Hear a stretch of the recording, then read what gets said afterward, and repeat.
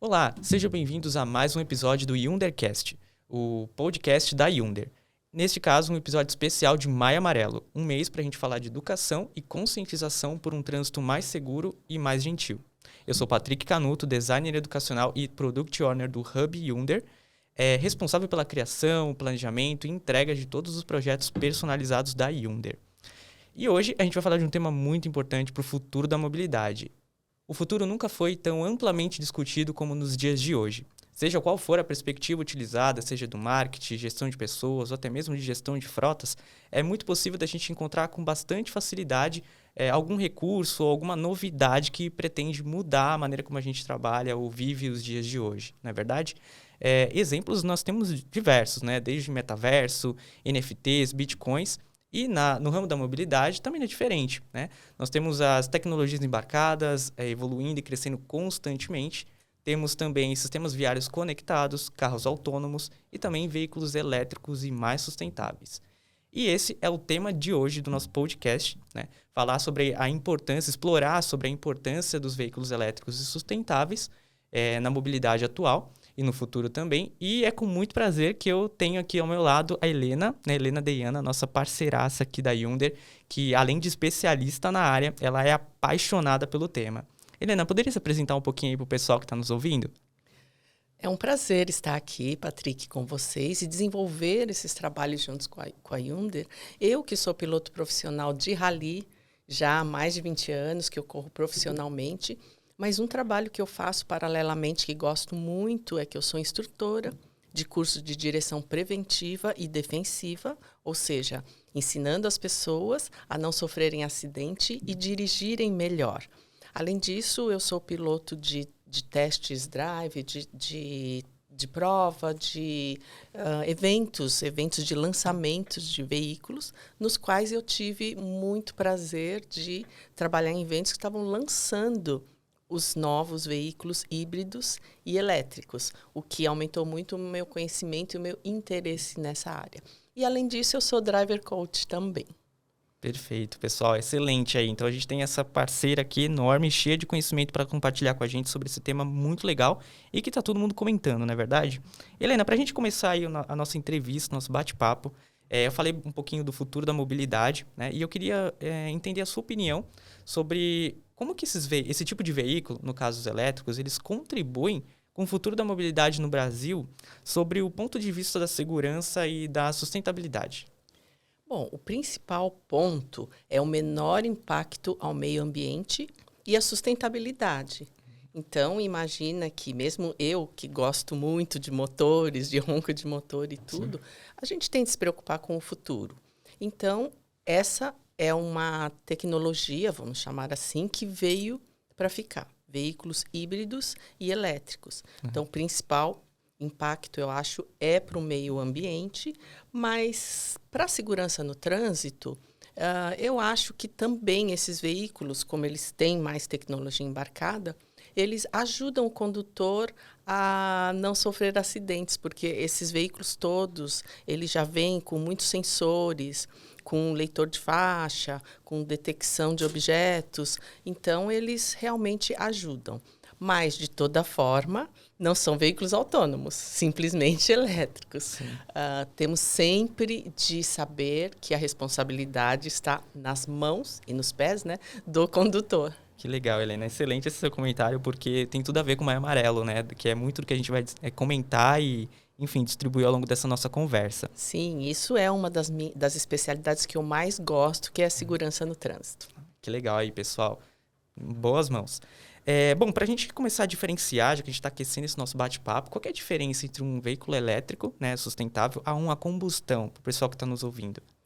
Bom, a diferença é muito simples. O veículo a combustão todos conhecem. Ele é um veículo que precisa de combustível, por isso que chama de combustão, que pode ser gasolina, diesel, etanol, gás, para se movimentar, vamos dizer assim. A propulsão é um motor a combustão.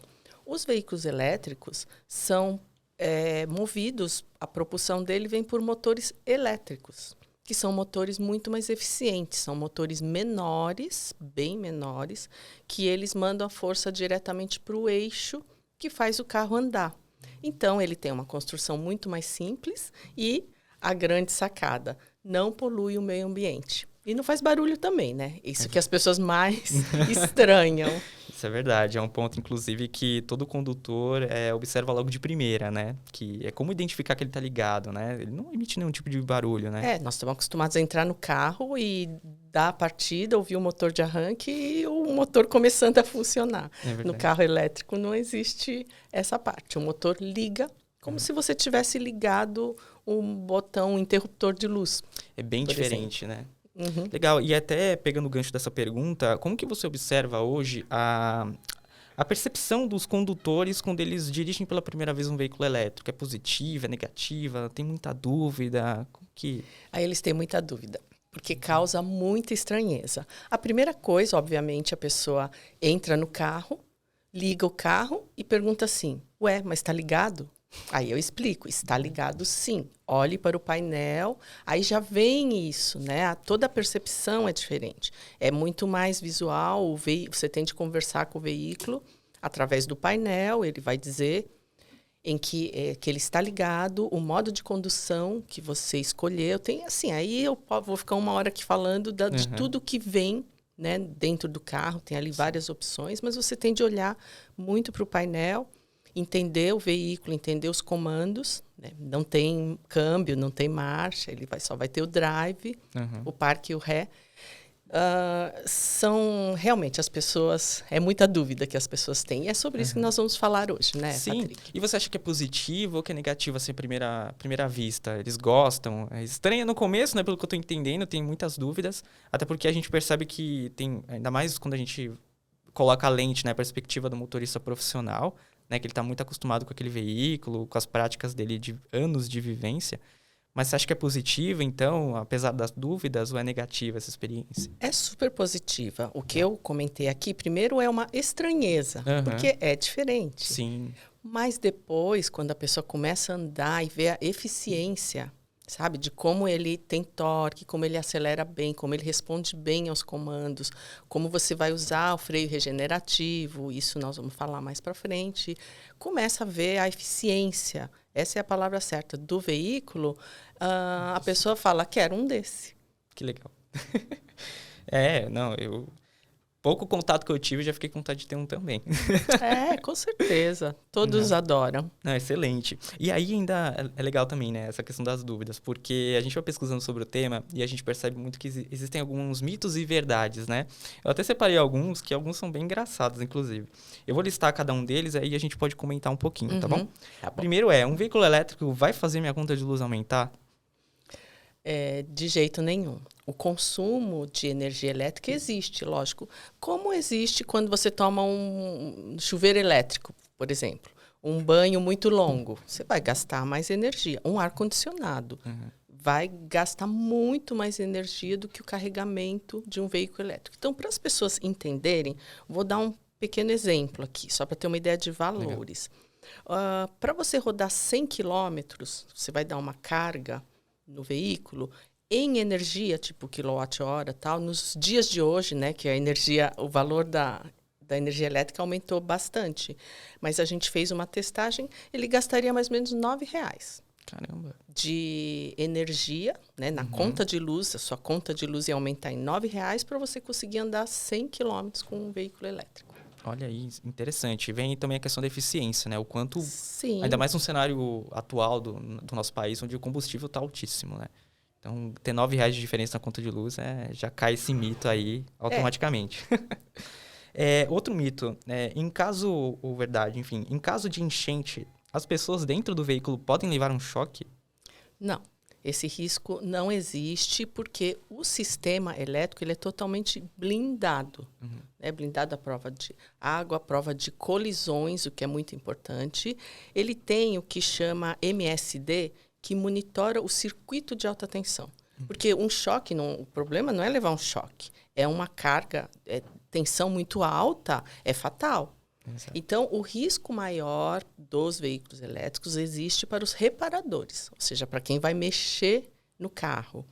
Então, por exemplo, no caso de um acidente, uma colisão forte, o MSD vai entrar em ação, vai desligar todo o sistema elétrico, junto com o airbag. Quando o airbag inflar, ele já desliga, apaga tudo. É como se desligasse uma chave geral. Então, não existe como se fosse um disjuntor, né? Sim. Ah, legal. Mas, se vier, por exemplo, o resgate e tiver de cortar alguma parte para tirar... Sabe quando a pessoa fica presa nas ferragens e tal? Sim.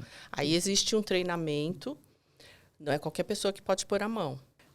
A pessoa, quando vai fazer um corte, fazer um resgate, vai ter de fazer um procedimento que é a desenergização do veículo. Esperar um tempo para essa corrente elétrica ficar totalmente neutra, ou seja, desligar a coisa da bateria para poder operar, mexer no veículo em si. Mas para os condutores não tem risco nenhum. É bem tranquilo, né? Inclusive, isso abre toda quase que uma vertente, né? Quando a gente fala de manutenção preventiva, de oficina, né? Não pode ser qualquer tipo de oficina também que pode atender um veículo elétrico justamente por conta desses cuidados. Exatamente, por causa do circuito de alta tensão. Ele é muito perigoso, não é um choque, é uma descarga fatal. Perfeito. Mas quem está dentro do carro não sofre esse perigo. Aliás, vou fazer até um parênteses. No caso de enchente, o veículo elétrico vai ser muito mais eficiente. Porque o veículo a combustão não passa a partir de uma determinada altura de água, né? Vamos dizer, de enchente. Porque ele vai engolir a água, no lugar de ar vai entrar água e vai dar um calço hidráulico e vai parar o motor. O veículo elétrico, como ele, se essa água não chegar no motor, ele vai continuar andando. Sim. Então, ele vai ter mais eficiência. E não tem escapamento, não tem problema de entrar água pelo escapamento. Olha que legal. Não, excelente. Total. E aí, uma outra pergunta, né? A bateria desse tipo de veículo vicia? Não, ela não vicia, mas ela só vai se desgastando com o aumento de ciclos. Né? Os ciclos é cada vez que você carrega. Então, como qualquer bateria, você não deve carregar desnecessariamente. Um outro detalhe é carga rápida. Depois nós vamos falar dos tipos de carga, mas as cargas rápidas, elas judiam, vamos dizer, mais da vida útil da bateria do que as cargas lentas. Caramba. Como bateria, quem tem bateria normal, essas de níquel, né, que tem nos nossos carros, bateria de 12 volts, o ideal é uma carga lenta. Você leva num autoelétrico, ele deixa a noite inteira carregando uma carga fraquinha, e a bateria não vai fazer mal para a bateria. Se der uma carga rápida, a bateria pode ferver. Então, cargas muito rápidas são menos saudáveis para qualquer bateria do que as cargas lentas. Porque é meio que um estresse, né, no equipamento ali, na bateria, para que ela possa carregar. Então, realmente, quanto maior o estresse, né, menor... Pode ver que às vezes a gente põe nosso celular para carregar numa tomada 220, embora seja bivolt, a bateria fica meio quente. É verdade. Você já percebeu isso? Então, ela está recebendo um pouco mais de estresse do que uma carga mais lenta. Mas ainda assim, você diria que a vida útil ainda valeria a pena? Como que... Não, a vida útil dela é muito longa. Tanto que a maioria dos carros elétricos saem já com garantia, não é o tempo de vida, hein? Garantia de fábrica de 8 anos para as baterias.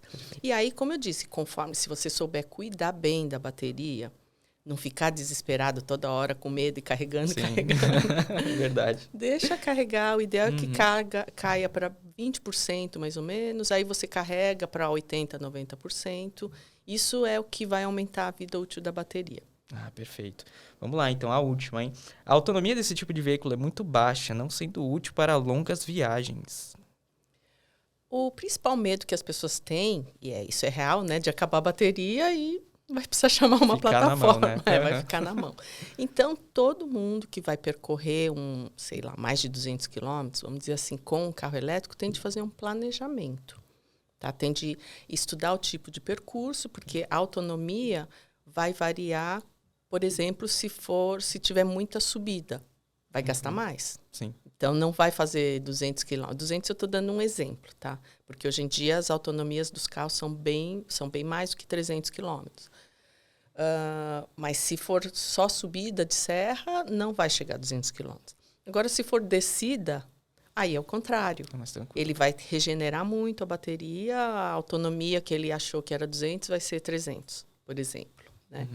Então, precisa planejar o tipo de percurso e muito simples. Hoje em dia, existem aplicativos de celular para fazer isso. Você tem de pesquisar onde você vai ter pontos de recarga. Excelente. Então, por exemplo, eu vou daqui até o Rio de Janeiro, que são 400 quilômetros, já é uma autonomia meio perigosa, né? Eu vou ter de fazer uma carga no meio.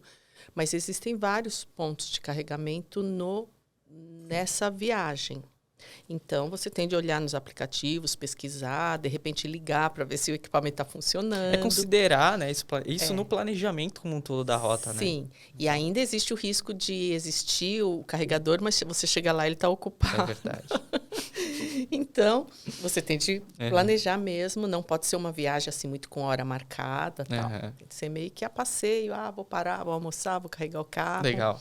Não, É perfeito. isso. Inclusive, quando a gente olha sobre a perspectiva, por exemplo, da gestão de frotas, né, que tem todo um planejamento de rota também, né, que já é algo da rotina do dia a dia desse profissional, mas considerar todos esses pontos que você comentou e justamente entre uma pausa e outra, aproveitar um momento para carregar o veículo, algo desse tipo, acho que também ajudaria bastante, né? Isso, é isso mesmo. Perfeito. Pegando o gancho da questão da autonomia, da recarga, vamos falar um pouquinho sobre os tipos de recarga que existem. Bom, todos os veículos elétricos já vêm com um carregador portátil.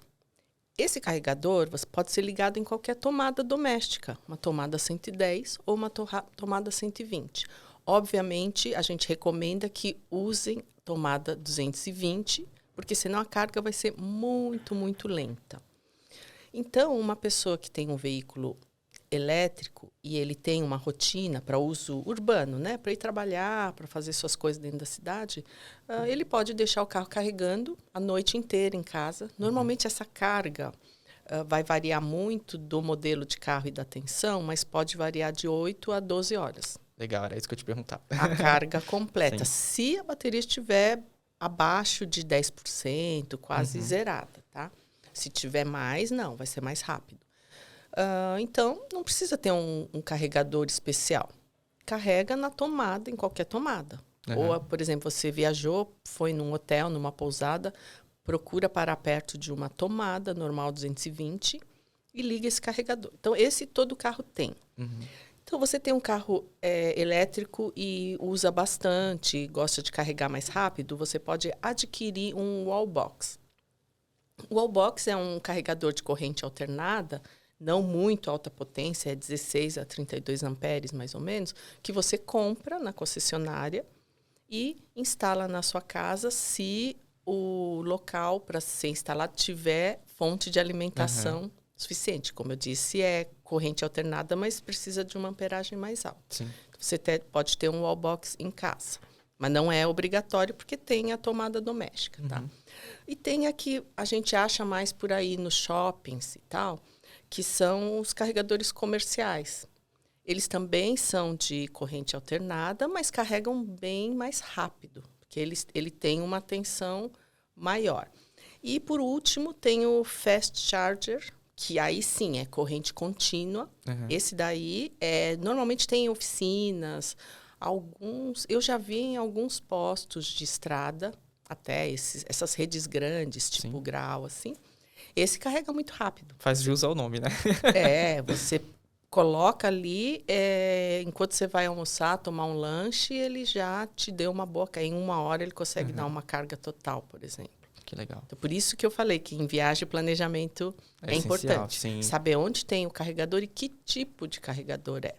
Perfeito. A gente fez você fez uma analogia no começo sobre carregar celular, né? Eu sei que existem os adaptadores assim, do mercado para cada tipo de entrada.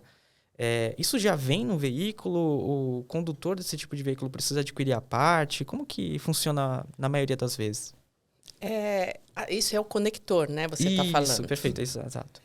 Porque esses carregadores você vai conectar no cabo que vai conectar no seu veículo. Em geral, aqui no Brasil, é usado o tipo 2. Vocês já devem ter visto. Ele tem uns 6 plugs, né? Uns 6 buracos assim que você conecta. Esse é o tipo 2, mas ainda tem o tipo 1 e tem o tipo 3, que é usado mundialmente. Mas qualquer veículo que você pegar no Brasil, se ele não for do tipo 2, o conector, ele vai vir com um adaptador. Ah, legal.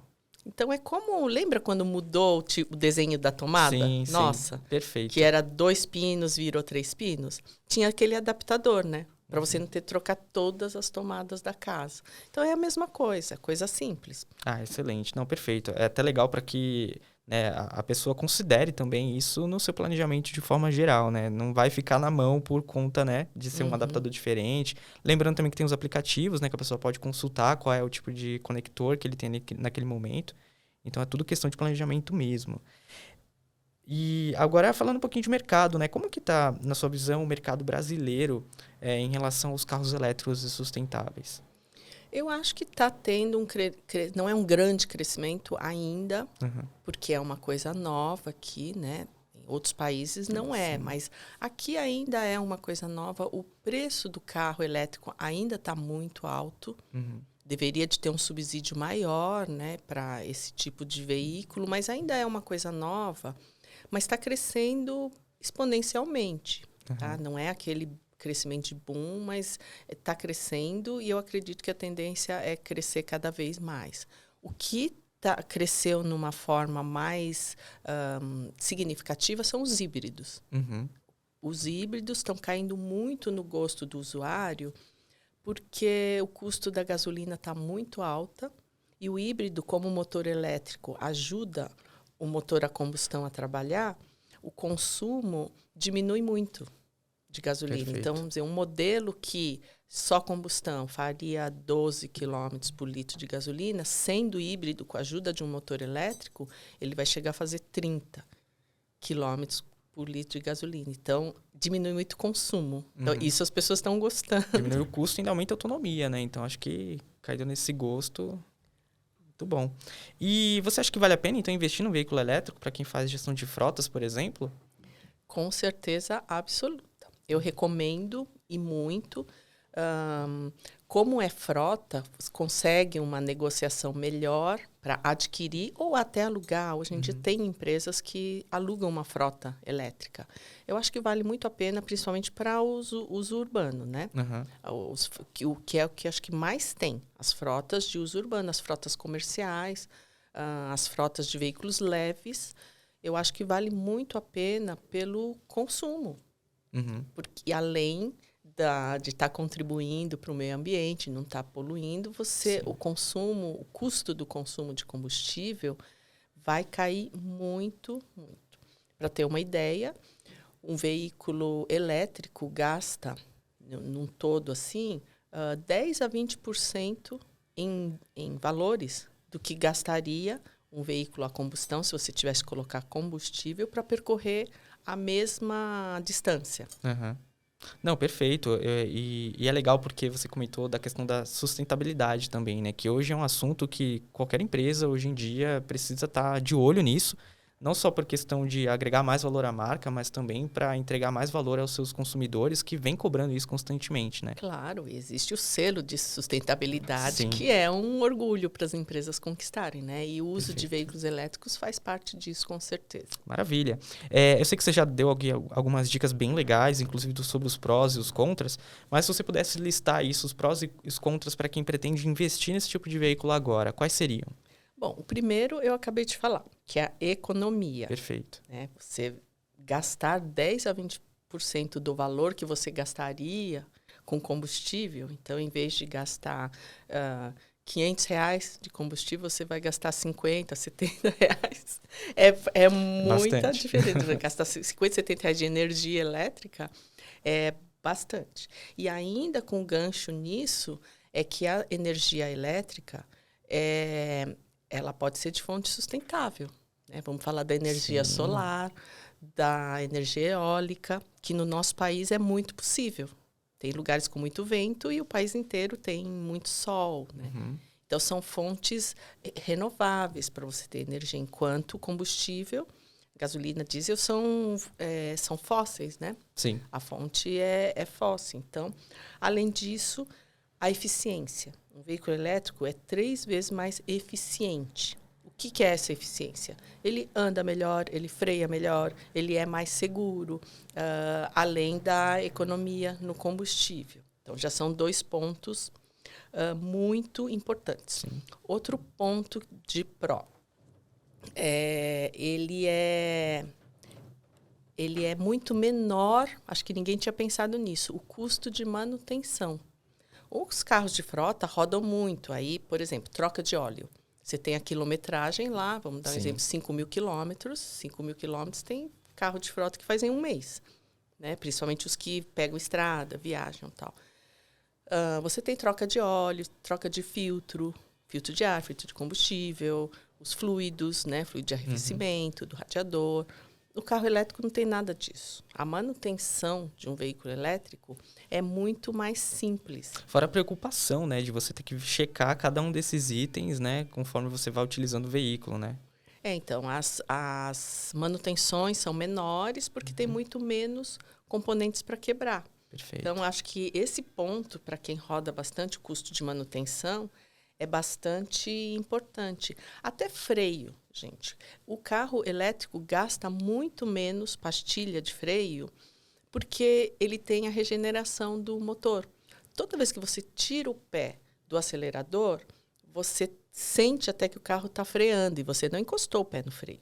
É a regeneração do motor. É como se fosse um freio motor que está devolvendo um pouco da carga que você gastou acelerando. Quando você tira o pé do acelerador, ele está devolvendo essa energia para a bateria.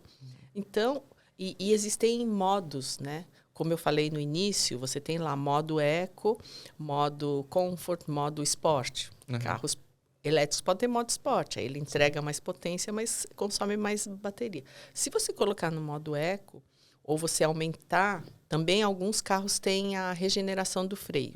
Você pode ter mais ou menos. Se você deixar na regeneração máxima do freio, toda vez que você tirar o pé do acelerador, o carro parece que está freando mesmo. Isso às vezes incomoda um pouco, porque você tem de acelerar, senão o carro para. Então, você pode regular. Mas você está vendo como a pastilha de freio mesmo, você só vai usar naquela frenagem mais de emergência, sabe? De repente o trânsito parou, você vai frear. Mas no dia a dia, nesse anda e para, você nem encosta no freio. Sim, e ainda ganha, né? Diferente do veículo a combustão, que você só gasta, nisso você ainda consegue recuperar e ganhar energia conforme você vai utilizando ele, né? Isso é uma coisa que eu sempre falo. Veículo a combustão, a gasolina que você pôs ali, além de ter a perda da evaporação e tudo, você só gasta. O veículo elétrico não, você carregou a bateria, você está andando, você está gastando, né, a bateria, mas tem a regeneração. Perfeito. Então, sempre você devolve um pouquinho. Por isso que eu falei que numa descida de serra, você não gasta quase nada.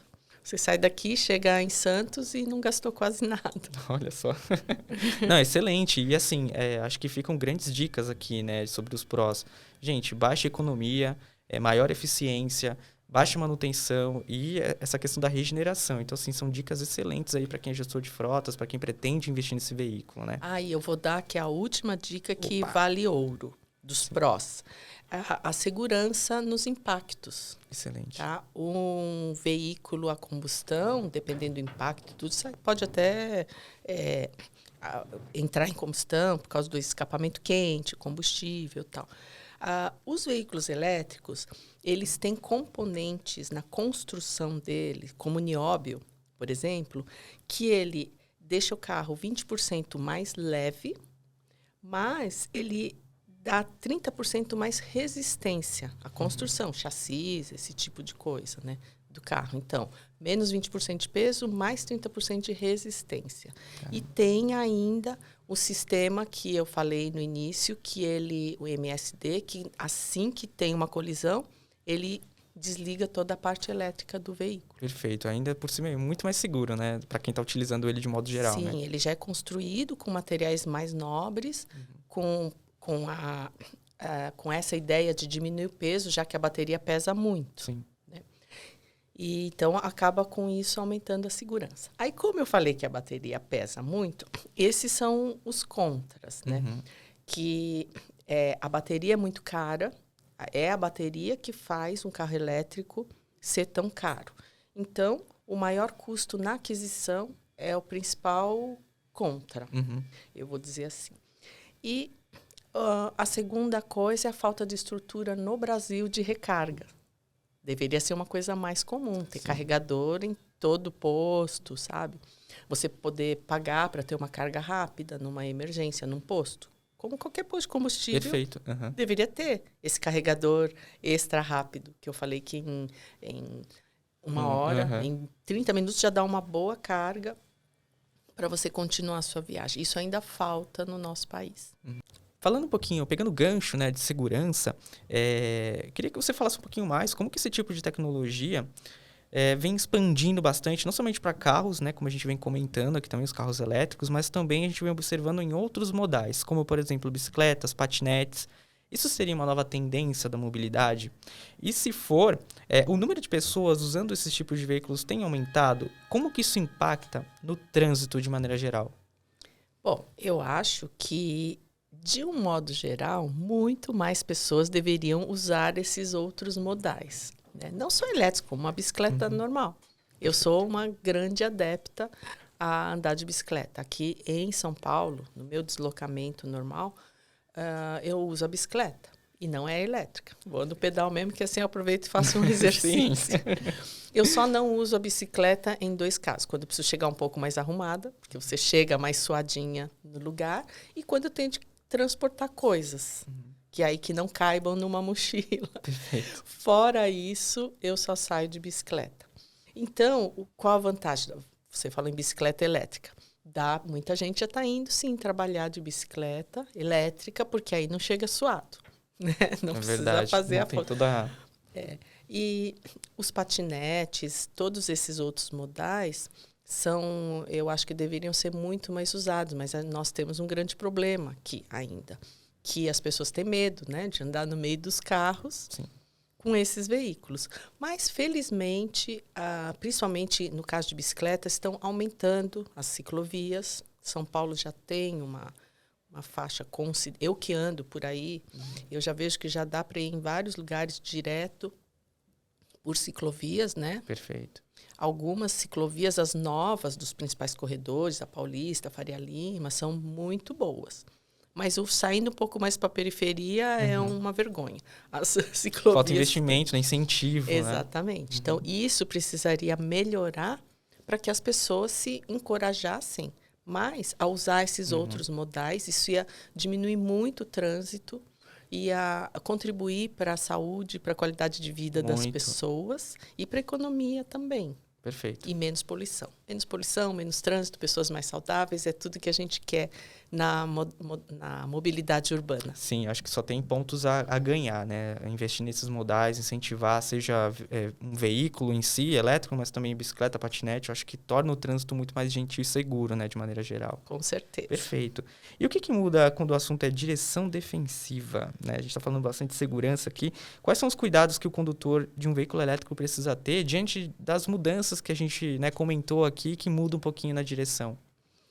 Bom, quanto à direção preventiva, eu sempre falo que a principal peça é a pecinha atrás do volante, né? É o condutor. Sim. Então, ele tem de ter a consciência e saber fazer bom uso desse veículo. Mas, como eu já falei anteriormente, a tecnologia embarcada nesses veículos ajuda bastante. Tá? Ele dá uns avisos, tem leitor de faixa, quando você está... fazendo alguma coisa, se aproximando muito do veículo da frente, por exemplo, ele freia sozinho. Ele tem muita tecnologia. Traz alguns recursos para ele, né? Sim, sim. Isso facilita muito a vida do condutor. Mas, de um modo geral, o que eu sempre falo, quando você está no veículo elétrico, você tem de nunca se esquecer de olhar bem ao seu arredor, principalmente para pedestres e ciclistas, e motociclistas, porque você não faz barulho de motor. Então, muitas vezes, eles não olham para você. Porque um carro se aproximando, as pessoas já ouvem o barulho do carro. No carro elétrico, não. Então, principalmente em lugares mais fechados, como estacionamentos de shopping, perto de escolas, que tem muita gente atravessando a rua, a gente tem de redobrar o cuidado e nós temos de ver se nosso carro foi visto pelo pedestre. Sim, então aquela tensão no trânsito de maneira geral ainda é muito maior com o veículo elétrico nesse ponto de vista de você garantir que está sendo visto, né? Sim. Perfeito. E outro detalhe é que os veículos elétricos ele têm um torque muito mais acentuado. Então, você encostou no acelerador, ele já está pulando para frente. Então, esse é um outro cuidado que o condutor tem de ter. Frenagem também, né? Se ele tem um jeito correto, né, dele fazer essa frenagem, não pode simplesmente... Claro, existe aquela situação de emergência, né? Mas ele também precisa ter esse cuidado, né? Sim, a frenagem é assim. Como tem a frenagem regenerativa, o que eu falo? O condutor tem de sempre se antecipar, olhar lá na frente. Então, por exemplo, o sinal fechou, eu já tiro o pé agora. Né? Eu já tiro o pé agora e eu não uso o freio, o carro vai parando sozinho. Ao mesmo tempo, eu tenho de ficar atento, porque tem pedestre que atravessa fora da faixa. Sim. Pode aparecer por trás de outro carro e como a gente vai chegar silenciosamente... Os pontos cegos, né? Ele pode ser que ele atravesse na nossa frente. Então, são esses os principais cuidados, né? Perfeito. Excelente. Pessoal, diferente do veículo a combustão, o carro elétrico ele estimula o uso racional, consciente e eficiente de energia, bem como a preservação do meio ambiente e principalmente a segurança no trânsito.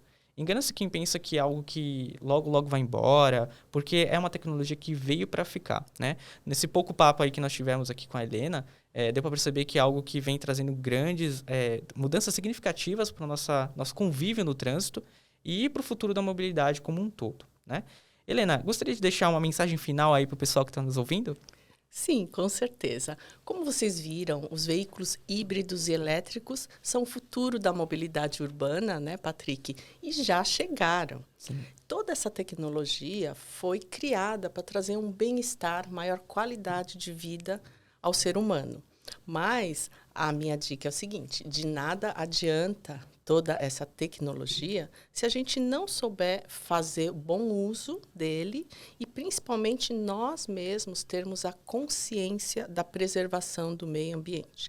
De nada adianta você ter um veículo elétrico, tá falando, agora não estou mais poluindo o ar, tal. Se você continua jogando lixo na rua, se você vai fazer um passeio de barco e joga plástico no mar, esse tipo de atitude. Então, é um conjunto de atitudes para nós termos um futuro, uma mobilidade mais sustentável. Bom, pessoal, o assunto rendeu demais, tá? E é muito importante deixar claro que a gente aqui da Hyundai vem olhando bastante para esse futuro da mobilidade, principalmente nos veículos elétricos e sustentáveis também, e vem muita novidade por aí. Para quem não sabe, a Helena ela trabalha com a gente em alguns projetos em relação a veículos elétricos e, enfim, em breve a gente vai disponibilizar mais informações para vocês.